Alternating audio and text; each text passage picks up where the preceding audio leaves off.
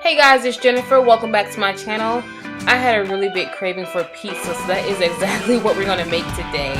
I'm going to be making some awesome, yummy, delicious pizza.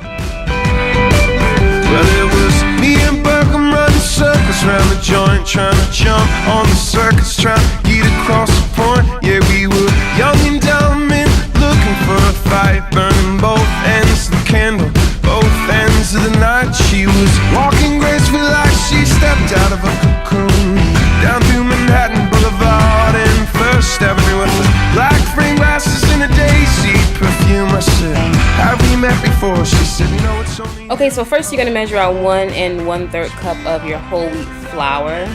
And now you're going to add 1 teaspoon of sugar. And I don't have a proper measuring spoon, so I use a regular kitchen spoon. And then add 2 teaspoons of salt. Yeah, I definitely added too much salt. You see me hesitating, like I wasn't sure, but yeah, just make sure you have proper measuring utensils. This could have been easily avoided. But yeah, just add 1 package of your yeast. And then now you're gonna measure out 2 tablespoons of olive oil. Again, no proper measuring spoon, my goodness.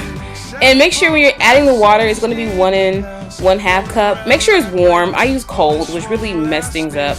But yeah, just mix that together until you form like a ball like that. Make sure it's not too dry or too wet.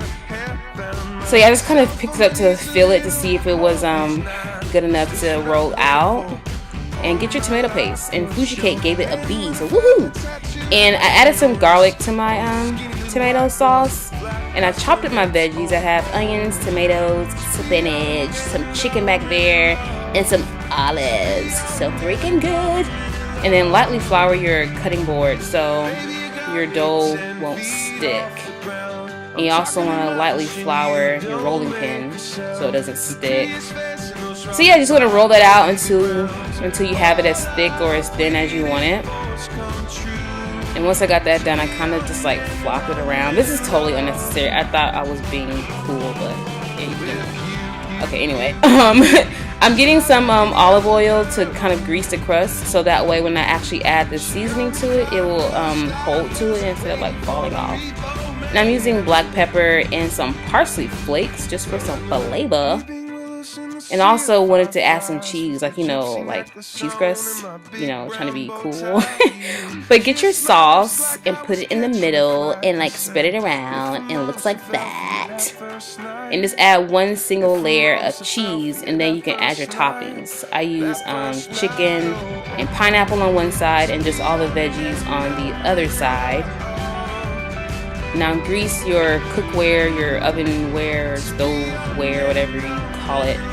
And I made the mistake of not actually putting the toppings on the pizza when the dough was in the cooking pan. So yeah, I had a hard time trying to transfer the pizza. Yeah, I needed tools. I had 3 spatulas in my hand to try and move that over. I had quite an adventure getting that off the cutting board. Yeah, it was pretty bad. Yeah, yeah, pretty bad. Had to like reform and reshape it, but just make sure your oven's preheated to 400. I just put it in there once I finally got it shaped up properly again. And I took the pizza out when it looked something like this. And then just cut it into slices and serve with some broccoli. And yeah, it didn't rise, and yes, it was salty, but it was fun to make. So if you make the recipe, make those adjustments. But thank you guys so much for watching, and have a great day. I'll see you later. Bye.